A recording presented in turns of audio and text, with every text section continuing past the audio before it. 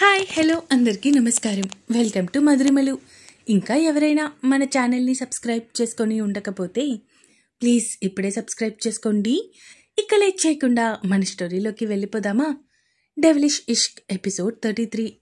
స్వామి, నా అల్లుడి చేతిలో నా భర్త చచ్చిపోయినా పర్వాలేదు, నా పిల్లలు నలుగురికి ఏం కాకుండా చూడు తండ్రి అనుకుంటూ మనసులోనే దేవుడిని ప్రార్థిస్తూ ఉన్నారు సుందరీదేవి గారు.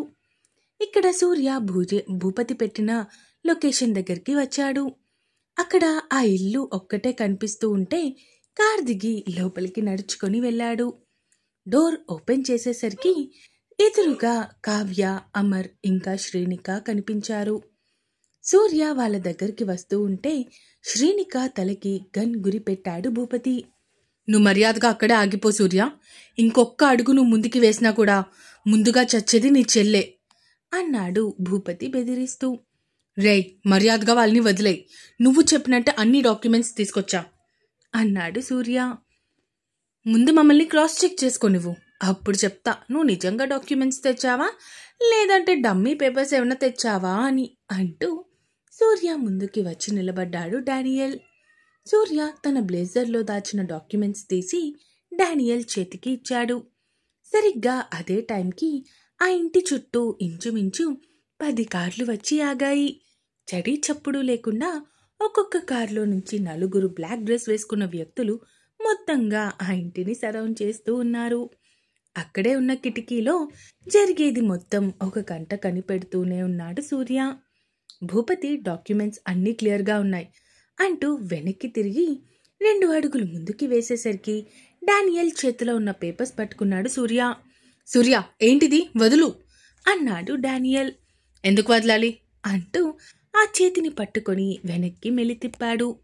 భూపతి చుట్టూ ఉన్న తన మనుషుల వైపు చూస్తూ వెళ్ళి వాడిని ఆపండి అంటూ అరుస్తూ చెప్పడంతో సూర్య దగ్గరికి వచ్చారు వాళ్ళు.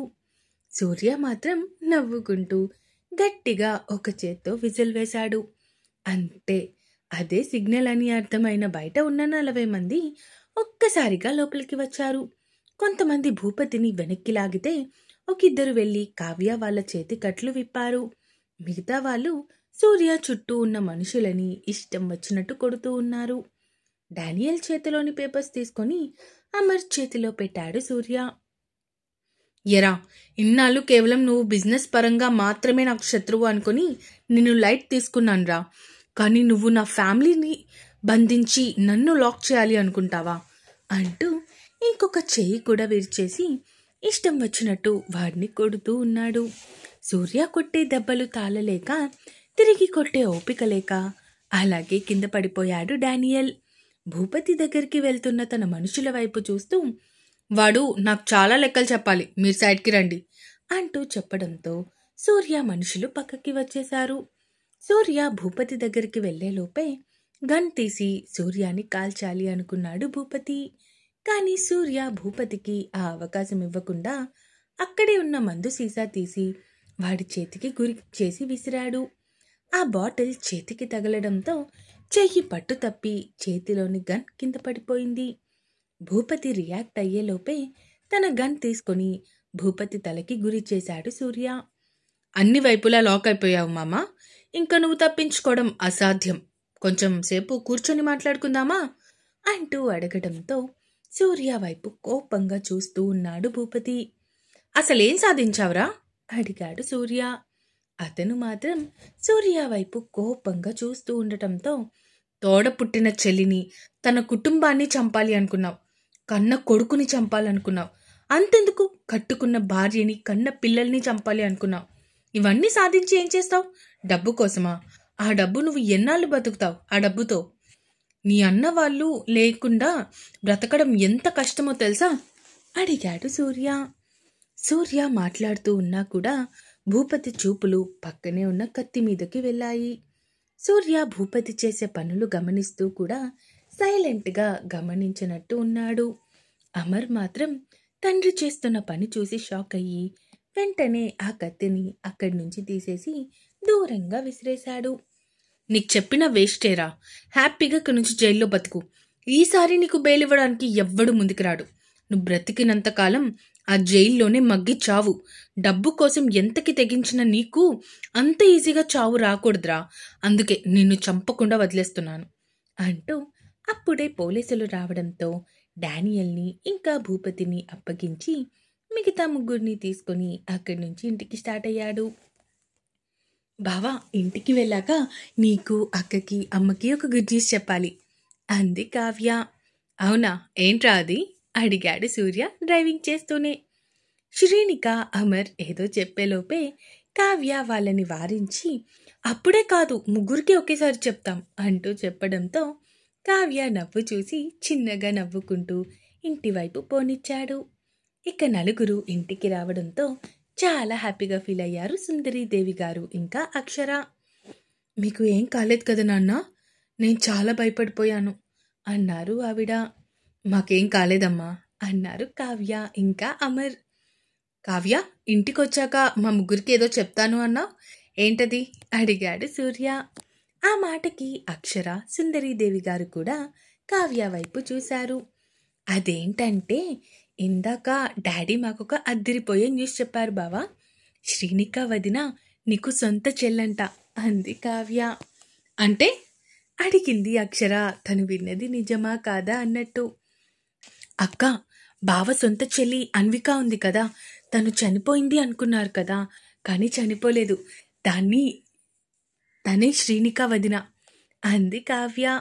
సుందరీదేవి గారు శ్రీనిక దగ్గరికి వెళ్ళి తన మొహాన్ని ఆమె చేతుల్లోకి తీసుకుని, కావ్య చెప్తుంది నిజమేనా తల్లి అడిగారు ఆవిడ నమ్మలేనట్టు.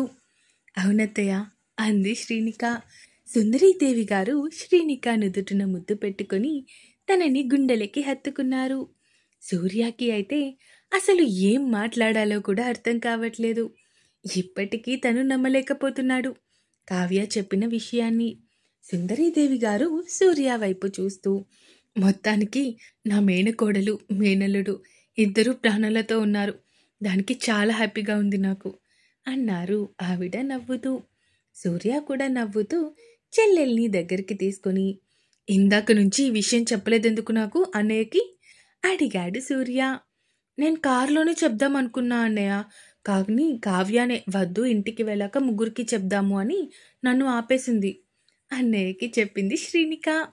చాలా హ్యాపీగా ఉందిరా అంటూ తన నుదుటిన ముద్దు పెట్టుకొని చెప్పాడు. ఇక ఆ రోజు ఇంట్లో అన్ని ప్రాబ్లమ్స్ సాల్వ్ అయిపోయి అందరూ హ్యాపీగా ఉన్నారు.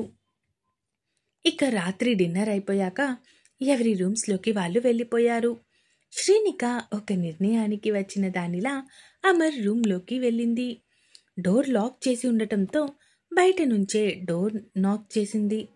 ఈ టైంలో ఎవరు అనుకుంటూ డోర్ ఓపెన్ చేశాడు అమర్. ఎదురుగా శ్రీనిక కనిపించడంతో, శ్రీ నువ్వేంటి ఇక్కడ, ఏమైనా కావాలా అడిగాడు అమర్. అది నీతో కొంచెం మాట్లాడాలి అనుకుంటున్నాను అంది శ్రీ. సరేరా అంటూ తను రావడానికి దారి ఇచ్చాడు అమర్. చెప్పు, ఏమైంది? అయినా ఇందాక కూడా ఏదో మాట్లాడాలి అన్నావు కదా అడిగాడు అమర్. అది నువ్వు నన్ను ఇంకా లవ్ చేస్తున్నావా అడిగింది శ్రీనిక అమర్ వైపు చూస్తూ. అదేం ప్రశ్న తల్లి అడిగాడు అమర్ తల కొట్టుకుంటూ. అబ్బా, ముందు అడిగిన దానికి ఆన్సర్ చెప్పు. నువ్వు ఇంకా నన్ను లవ్ చేస్తున్నావా అమర్ అడిగింది శ్రీనిక. చేస్తున్నాను, అయినా నువ్వు చేయను అని చెప్పేశావు కదా, ఇంకెందుకు అడిగాడు అమర్. అది మనం పెళ్లి చేసుకుందామా అడిగింది శ్రీనిక. ఆ మాటకి ఒక్కసారిగా షాక్ కొట్టిన కాకిలాగా అలా చలనం లేకుండా ఉండిపోయాడు. తను అడిగిన దానికి అమర్ నుంచి ఎలాంటి రెస్పాన్స్ లేకపోవడంతో అమర్ అమర్ అంటూ తనని కదిపింది శ్రీ. శ్రీనిక, నువ్వు నన్ను ఏమని అడిగావు అడిగాడు అమర్ డౌట్గా. మనం పెళ్లి చేసుకుందామా అని అడిగాను అంది శ్రీనిక. ఖచ్చితంగా చేసుకుందాం అన్నాడు అమర్. కానీ ఒక 1 year ఆగి చేసుకుందామా అడిగింది శ్రీనిక. 1 year కాకపోతే 10 years ఆగి చేసుకుందాం, నాకు ఎలాంటి ప్రాబ్లం లేదు అన్నాడు అమర్. అలా అయితే ఓకే అంటూ ఫాస్ట్గా అక్కడి నుంచి బయటికి వచ్చేసి తన రూమ్లోకి వెళ్ళిపోయింది. అమర్ చాలా హ్యాపీగా ఉన్నాడు. నిజంగా శ్రీనిక ఇంత తొందరగా తన లవ్ యాక్సెప్ట్ చేస్తుంది అని అస్సలు అనుకోలేదు తను. అలాంటిది ఇప్పుడు తనంతట తానే వచ్చి పెళ్లి చేసుకుందామా అని అడిగేసరికి చాలా హ్యాపీగా ఫీల్ అవుతున్నాడు. ఇంకా ఉంది. ఈ ఎపిసోడ్ ఎలా అనిపించిందో కామెంట్స్ రూపంలో తెలియజేస్తారు అని కోరుకుంటున్నాను. అలాగే సబ్స్క్రైబ్ చేసుకోవడం మాత్రం మర్చిపోకండి. ఇంకొక 2 ఎపిసోడ్స్లో ఈ స్టోరీ అయిపోతుంది. అప్పుడు ఇంకొక కొత్త స్టోరీతో మీ ముందుకు వస్తాను. ఇంకా ఉంటాను. Bye bye.